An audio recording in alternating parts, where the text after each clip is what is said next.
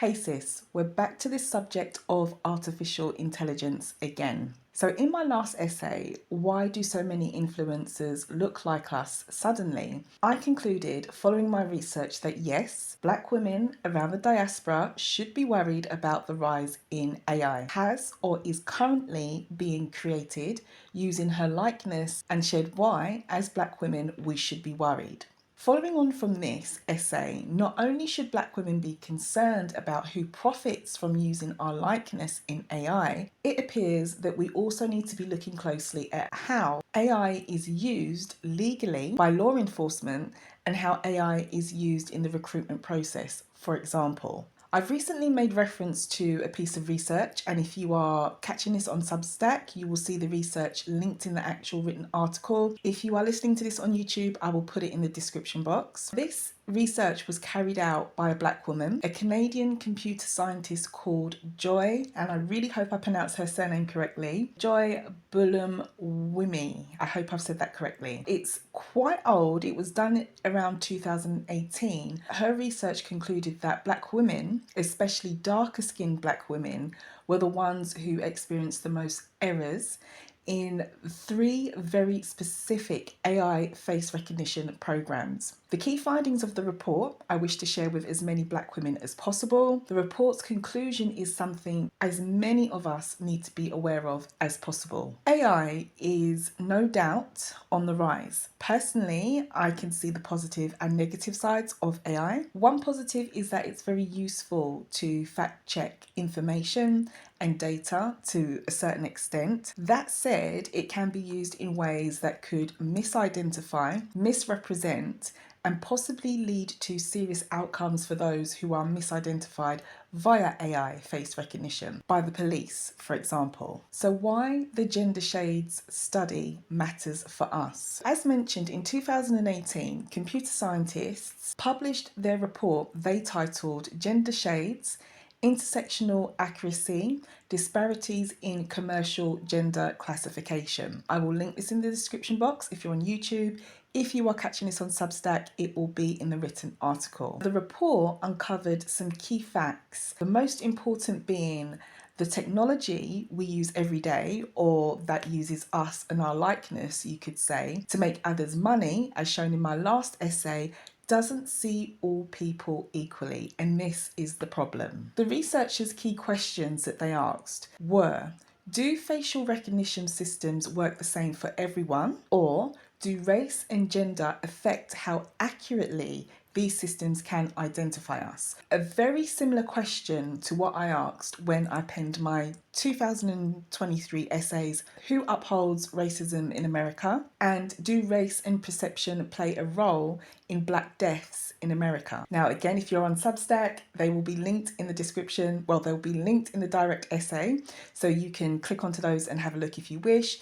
If you are listening to this on YouTube, I will put the links in the description box to both those essays. What software did these researchers test? The researchers looked at 3 main big players, you could say, in the AI face recognition sector, produced by IBM, Microsoft, and Face++, a Chinese company. They also created a new data set of people to test the systems with. This data was called Pilot Parliament's Benchmark, otherwise known as PPB. PPB was made up of photos of 1,270 people from Africa and Europe. Unlike most tech databases, what we have found to be mainly made up of, yes, you guessed it, white males, the PPB was balanced equally with both gender and skin tone. By this, they had lighter skinned men, lighter skinned women, darker skinned men, and darker skinned women. What were the key findings then, and what is important for black women to know? On page 8 of their published report, which is called Gender Studies, Intersectional Accuracy,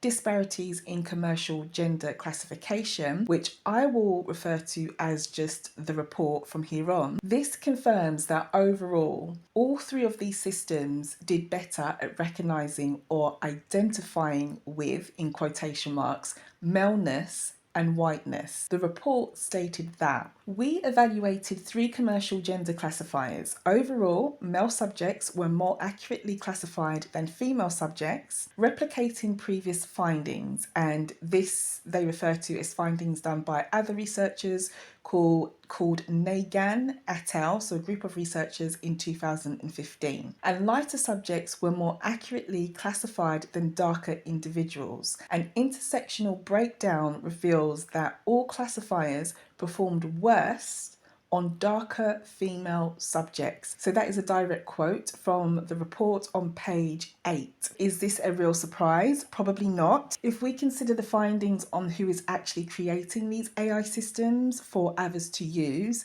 and or who is more likely to be creating the AI videos that a lot of us have seen online of Black women, as I discussed in my last essay, this probably isn't much of a surprise. To break down in more detail what the report found, we now know that all classifiers, meaning the platforms that they tested, perform better on male faces than female faces. They had an 8.1 error rate to 20.6 error rate. So obviously the lower one being for male, the higher error rate being for females. All classifiers, meaning the platforms that they tested, performed better on lighter faces than darker faces, 11.8% error rate to a 19.2% error rate, the higher error rate being obviously for the darker faces and the lower one for the lighter faces. They also found that all classifiers, meaning the platforms that they tested again, perform worse on darker female faces. So 20.8% error rate or a 34.7% error rate. The higher error rate obviously being for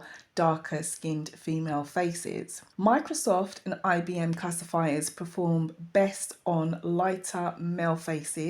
They had error rates of 0% compared to 0.3%. Obviously the 0% representing that they had no problem with identifying lighter skinned males. With Face Plus, with their system, it performed best on darker male faces with a 0.7% error rate.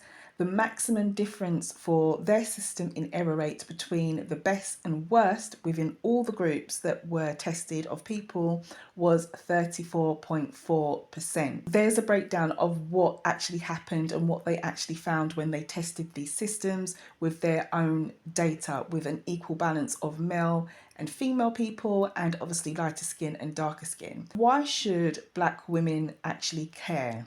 Black women should be aware of this, as it shows that the makers of this new technology have trained their systems not to recognize us, but to recognize everyone else around us. It also shows that no matter whether you are a darker skinned or lighter skinned person, you're more likely to be recognized if you are male. And if you fall into either the darker skin or lighter skin category, it doesn't matter, just as long as there's some maleness there, they're going to recognize you. When we look at who experiences the most error rates with identifying gender and race, obviously it's darker skinned Black women.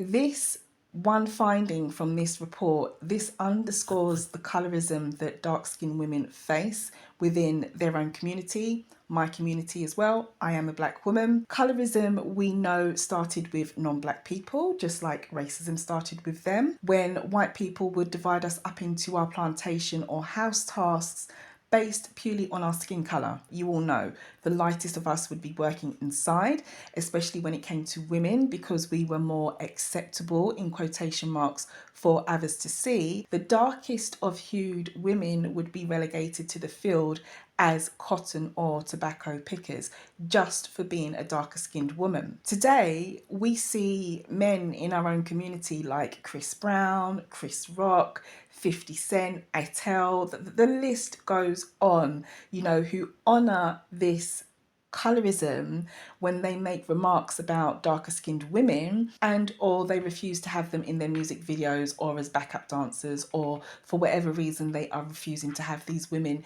next to them or in their projects. Why it matters specifically is that facial recognition is used in many areas, not just creating videos for online entertainment like what we've seen with these black women appearing online. We find it in the hiring process, hiring decisions by screening applicants. It's also used by law enforcement to identify suspects, for example, and public services and consumer tech. So things like cameras, apps, ID systems, we find it there as well. If these systems misclassify black women, the consequences can be quite serious, ranging from being unfairly rejected for a job to being wrongfully targeted by the police, for example. The power of this research is that it shows how intersectionality works in technology in the process of being seen as a black woman. The bias that is highlighted is not just about race or just about gender, it's about both of them together. Lighter skinned women and darker skinned men had better outcomes for recognition than darker skinned women, who consistently faced the highest error rates when they did this research. This one fact backs up what many black women experience in society. Being both black and female creates a unique challenge that can't be understood if you only look at one category at a time. So looking at one category but not the other will pose problems such as discrimination, sexism, and a whole load of isms, especially for black women of a darker skin tone. The impact, however, that this report had, on the other hand, the report and the study did make the technology industry kind of pay attention. After its release, IBM, Microsoft, and Face as they call themselves, this Chinese company, they all promised to improve their systems. Whether they did this is something yet to be seen, but that's the promise that they gave. It also sparked public debate about regulating facial recognition, leading to some cities, from what I understand at the time of me writing this, such as San Francisco and Boston, to ban its use by law enforcement. So that is actually wonderful news. That's a positive thing. In conclusion, it's a short report and it's very to the point. The main purpose of this essay today was just to give the main message to black women for them to note when it comes to AI and how it's using people's likenesses, especially our likeness, because we have seen an increase of this online. The message is simple, but it's quite powerful. Technology is not neutral based on this report. The people who build it, meaning AI and technology, bring their own biases, clearly, because we see this from the report. If black women aren't included in the process of AI or new technology creation that uses their reality and their actual likeness as people, as women, if they're actually using us, as discussed in my first essay on the subject of AI and black women's likeness, which if you're on YouTube, it might pop up somewhere in the corner as I'm speaking now. If you are on Substack, it will be linked in the actual written article, or it may be in the description box on YouTube. I'll put it there somewhere for you. When we have people using our likeness like this, the tools created will never really serve us fairly, properly, or equally, let alone recognize us, in quotation marks, as members of society. The Gender Shades Report, as they call it, is a reminder of why our presence, as in meaning black women, in technology, research and policy creation is really essential. If we're not at the table, we risk being misrepresented or erased by the very systems that are kind of shaping our future and are set to become a big part of the future at large, because AI is everywhere. This report that we've seen from these researchers also shows, as mentioned in my opening argument, that after reading the report, it's quite clear there's a massive lack of regard for black women and black girls in this industry and the evolution of this actual industry of AI. In my point of view and opinion, this is something that black women really need to keep an eye on around the diaspora, and really keep an eye on who's using our likeness and why they are using it, and make note of who is using it, things that I kind of discussed in my last essay as this industry does evolve. So that's it for today. Thank you so much for listening. If you've made it this far, if you are on YouTube and you like this kind of content and stuff, then why not subscribe? Consider subscribing or give this video a like. If you are on Substack, thank you so much for being here with me. I will catch you in the next one. Much love, the Black Woman Essayist.